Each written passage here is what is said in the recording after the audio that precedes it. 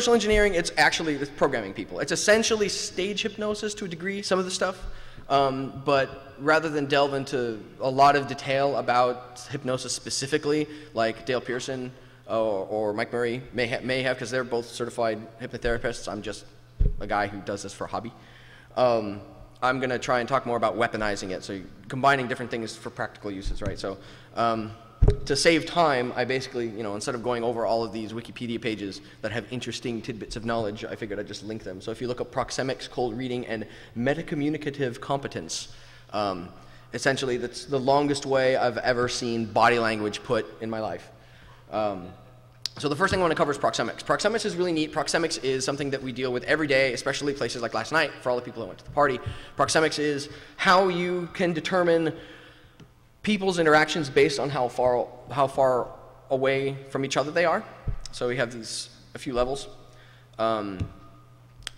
Sociopedal promotes interaction, sociofugal promotes privacy. So promoting privacy is like essentially the nicer way of saying like somebody telling you to fuck off. There's these different degrees here, and I have a little visual aid to help with that. So if our little guy here is facing down, then you have this sort of 90-degree line through the center of him, and everything behind him is sociofugal, and everything in front of him is sociopedal, meaning if you're behind the shoulder line, the farther away you are that way, the less people want to be social. So it's an interesting thing to see. You'll see when people want to stop talking to you or other people. You can see this just in the wild. When people will turn so that the subject in question passes that line, you can tell that the person we're looking at is no longer interested in being social with the person they're turning away from. So essentially, Proxemics is a show of permissions. So, some examples. I go to a lot of cons in town, and there's a lot of meetups here, so I take lots and lots and lots of photos. In this picture, you can see there are potentially places where you can walk up as a social person and start talking to people. So I've defined those areas based on gestures. You can see that for the, I'll go back and forth because I think my little icons might be covering stuff. Oops. But you can see based on their body language, there are certain people that look like they're approachable and there are certain people that aren't. And this is like the first step to getting the prize at the end of the rope, right? So you have to know who you can approach and who you shouldn't approach. So for another example, like, this is looking pretty grim. Maybe not so much. But I have a handful of these where you can see where you can approach crowds based on their body language. This one's a little bit more convoluted. But essentially, that's the first step. Knowing where you can approach and where you can walk up is a big thing. If you try and walk up and talk to somebody that doesn't want to talk, then you're not going to get very far. So cold reading. Cold reading is one of the next steps. Anybody ever seen that show, Crossing Over with John Edward? Anybody remember that douchebag? No, okay. So what this guy used to do is there'd just be a flat surface, just the floor, and stadium seating above him. And he'd walk into this sort of semicircle of stadium seating, and he would walk up to the crowd and say, I'm hearing a name. It starts with J. It's Joe. It's Jolene, Josephine, Joseph. And somebody in the crowd would start going, oh. And he'd key off that. That would be Kinesics. And he's keying off the other person's Kinesics. And he understands that somebody that he's broadcasting to is picking up, there's something involving that person that involves a person whose name starts with J. And based on very vague information, you can extract knowledge from them, and they think you're reading their minds, but they're actually telling you what they want to hear, and you're just repeating it back to them. So cold reading has been used, it's what you see at carnivals and things like that. So based on, cold reading is, so you start with Proxemics, you can move to cold reading, and then once you hit cold reading, you can get to Kinesics. Kinesics is, for anybody that's ever seen the show Lie to Me, essentially the entire premise of the show is Kinesics. It's all reading posture, mannerisms, body language, facial expressions. The facial expressions are the fun ones because they're universal.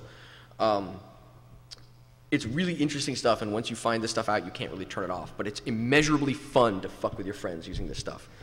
So there's a bunch of vocabulary that maybe I should go into or maybe I shouldn't go into, but it's all documented. The Kinesics page on Wikipedia has a lot of data, and there's a lot of stuff on YouTube and scattered around the internet for people that are interested in this stuff. Unfortunately, a lot of the people that tend to use this stuff are salespeople, marketing and PR people, like anything you've ever seen in terms of, well, I'll get to the NLP stuff later, but a lot of the people that use this stuff are either hypnotherapists and they do hypnosis, or they're in advertising.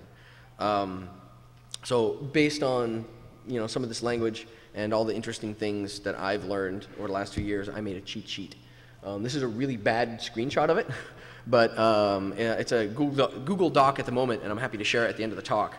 But it's gotten considerably bigger since. So basically, and so far, if we have cold reading Kinesics is being able to read from people, then you have, now I have global read on people. That's not bad. So some examples to sort of visual aid. I'm a visual guy, so you have somebody exhibiting a facial expression or a gesture, and no matter who they are, they're generally the same. You'll have raised eyebrows, eyes widened. In some cases you'll have some lip movement, but worry or anxiety is the same across cultures. It's the same across people. Same thing with laziness. This is not like the sort of stuff you want to see when you're looking over the crowd in your talk, right? Yeah, boredom is the same universally. Like everywhere you go, it's going to be the same facial expressions. This one's all no activity in the forehead. Eyebrows are static, eyes are drooping or looking away, or even this gesture like "ha, you're boring." More examples of this is one of embarrassment. So you have like a lot of activity in the forehead, eyebrows are raised, a lot of activity in the mouth, sometimes almost a grimace. Sometimes it's a little bit more extreme. But yeah, illustrators are fun. Illustrators are when people talk using their hands, and they can be gestures to enforce verbal messages. They can be illustrators of moving parts or describing some sort of mechanical motion, or it could just be out of frustration. So sometimes it's pretty obvious, but the obvious ones, you start with the obvious ones and you work your way backwards to the more subtle ones, and you start becoming, this stuff starts getting interesting really quickly. So this is Shannon Morse. She's writing with her left hand. That means that, a couple of slides forward, that's probably in the wrong order, but I'm going to talk about the eyes in a little bit. And for lefties, in most cases, all the stuff that I'm going to talk about with the eyes is reversed, because most people are right-handed, and they've found in testing that when you're observing the eyes of a subject, and the subject is either recalling or creating, depending on what their answer is to a question, for example, that will be reversed when if they're left-handed. So there are some gotchas. This is a random picture I found after scouring through Facebook. This is from last year, I think. You can see her eyes are showing happiness. Her chin boss right here is raised, which is an indicator of embarrassment. Her lips are tightened. She's got a little bit of a frown going, and she's sort of sticking her jaw out a little bit. And that's kind of a sign of anger or frustration. So if you put all this stuff together, it looks like this. She's got the hearing protection on, and I'm pretty sure this was from a shooting outing photo. So my guess, for example, as just a quick sort of once over, is that I'm having fun. I have no idea what I'm doing, but I'm annoyed because I wasn't hitting what I was shooting at. I think. I could be wrong, but it's a safe assumption. So here's that eye video I had mentioned. So patterns with you now. I'll have pattern demonstration with you now. Pause that. So the question.